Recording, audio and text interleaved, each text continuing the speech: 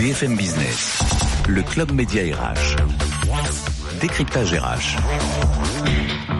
Cindy. Oui, Cindy Triard. Je suis ravi de vous rencontrer, mademoiselle. Bonjour. Bonjour. Oh, madame. On doit dire madame maintenant, mais bon. Depuis peu. Félicitations. Depuis peu, merci beaucoup.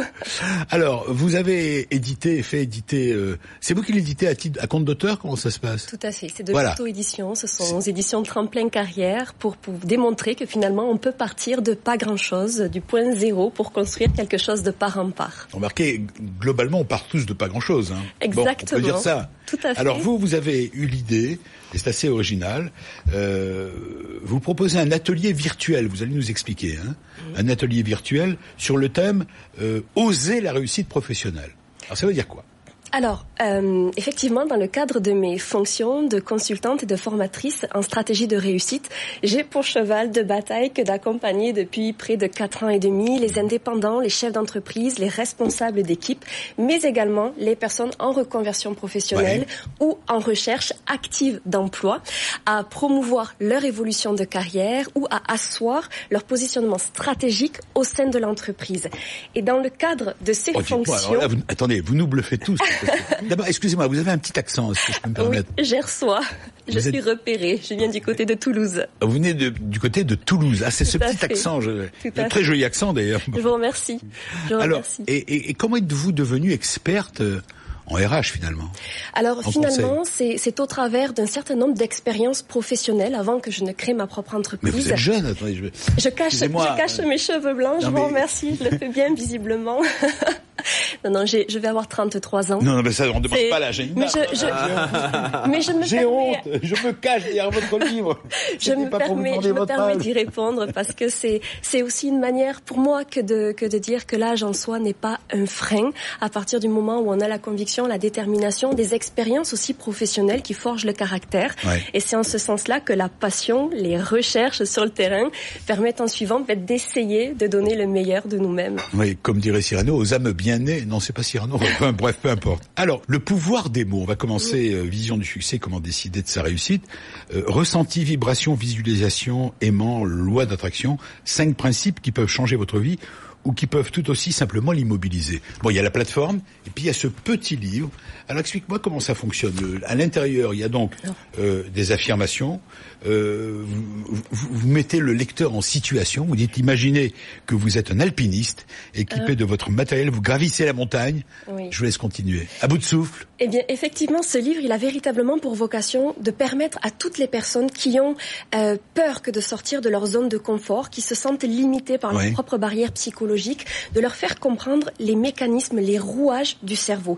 À la manière d'un athlète, comment il est possible de se conditionner à la réussite en projetant de manière très concrète un objectif qui nous semblerait au demeurant inatteignable, mais qui, au final, par le pouvoir des mots, par le pouvoir de la pensée, il est possible. Et c'est la métaphore que vous venez de citer, celui de l'alpiniste, où lorsque l'on gravit la montagne, on peut s'imaginer tout en haut de cette falaise, regarder au loin et avoir l'envie de dire tout haut ce que l'on pense tout bas. J'en ai assez de mon patron, j'en ai assez de ne pas m'en sortir, j'en ai assez d'être célibataire. Alors là, c'est autre chose. C'est d'expliquer au travers de la métaphore. Alors vous dites, je ne veux plus qu'on me fasse du mal, je veux terrasser ma maladie. Il y a toute une liste de possibilités. Toutes ces phrases-là sont construites bien souvent. Je ne veux plus d'un travail sous-payé. Oui, sous la négation. Ouais. Et l'écho de la montagne, c'est de rappeler que qu'est-ce qui se passe lorsque l'on mentionne une phrase. L'écho ne renvoie que la dernière partie de phrase.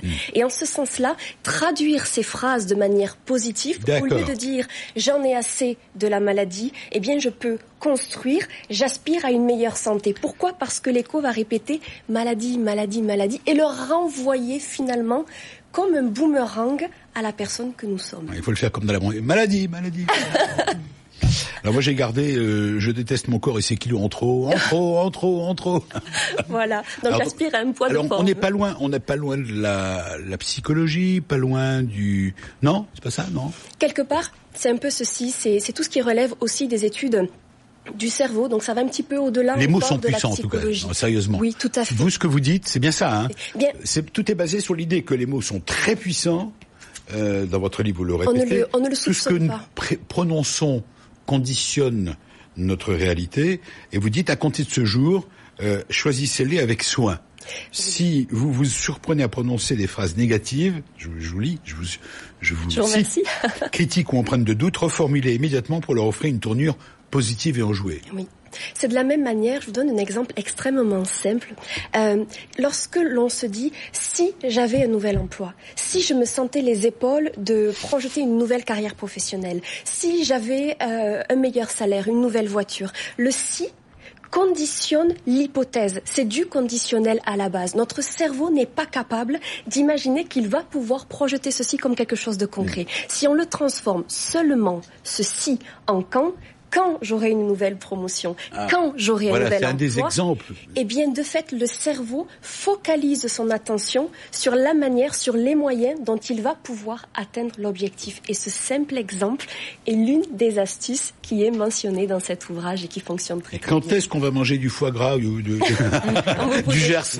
Vous êtes les bienvenus. Je plaisante. Alors, vous êtes installé quelque part? Vous êtes à Paris? Dans le Gers. Dans le Gers, justement. Vous êtes dans le Gers, pardon. C'était un grand parti pris que de s'installer dans un département plutôt rural, en proximité de l'agglomération toulousaine, pour démontrer, là encore, et en vous le disant à l'oral, je me dis que des fois, la prise de risque peut payer, mais c'était de pouvoir se rapprocher au plus près de publics qui n'étaient pas forcément accompagnés par de grands cabinets nationaux. Voilà, vous dites que quel que soit le statut ou la position au sein de l'organisme, chacun d'entre nous peut être confronté à des difficultés majeures, perte d'emploi, dépôt de bilan, conflit humain, absence de projection. Ces moments délicats à vivre, très déroutants, sont source d'imprévus et de stress. Et c'est là que vous proposez des solutions. Et on vous voit d'ailleurs devant la porte de votre bureau. Dites-moi, c'est bien d'être dans le Gers. Ça donne envie, voilà. Une jolie porte du XIIIe siècle. Voilà. Écoutez, parfait. Et donc, on peut donner votre adresse, enfin l'adresse de votre site? Tout à fait. www.tremplin-carrière.com, où il est d'ailleurs possible sur la boutique du site de pouvoir se procurer cet ouvrage en version papier ou numérique. Et si je voulais être engagé chez Modis, je vais... Il faut venir nous voir. Aller sur Modis France. Il faut acheter le livre. Quand je serai engagé chez Et quand je serai engagé chez Daikin, voilà. Je veux aller chez Daikin. Voilà, il faut être positif. Je veux aller chez Daikin et ça va marcher. Venez, regardez, on a le droit aux portes grandes ouvertes. Les besoins sont là. Voilà, vous restez avec nous, on a encore une séquence à vous proposer. C'est une start-up qui recrute et elle vous propose, si vous êtes une start-up ou si vous avez créé votre boîte. Une jeune entreprise en tout cas. Voilà, donc on va dire presque une start-up. Eh bien, vous allez pouvoir vous faire habiller par nos amis de Kimono. C'est la séquence, la start-up qui cartonne et qui recrute.